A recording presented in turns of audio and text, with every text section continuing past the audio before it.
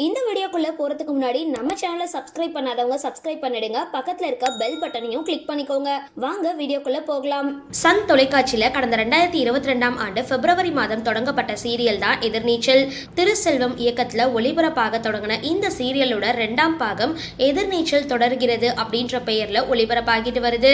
2 சீசன்கள் சேர்த்து சீரியல் 1160 எபிசோடுகளுக்கு மேல ஒளிபரப்பாகிட்டு இருக்கு.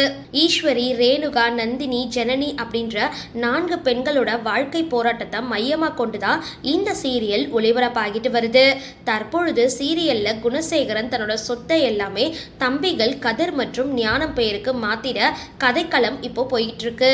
தன்னை தவிர வேற யாரும் நல்லா இருக்கக்கூடாது அப்படின்னு யோசிக்கிறவரு எப்படி சொத்துக்களை தம்பிகளுக்கு கொடுப்பாரு, இதுல ஏதோ மர்மம் இருக்கு அப்படின்னு ஜனனி யோசிக்கிறாங்க.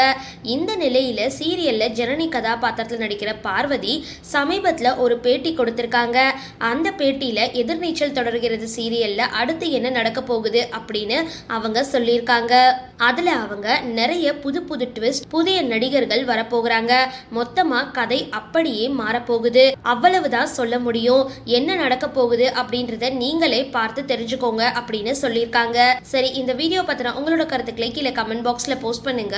வீடியோ பிடிச்சிருந்தா லைக் பண்ணுங்க, ஷேர் பண்ணுங்க, மறக்காம டிபி காபி சேனலை சப்ஸ்கிரைப் பண்ணுங்க.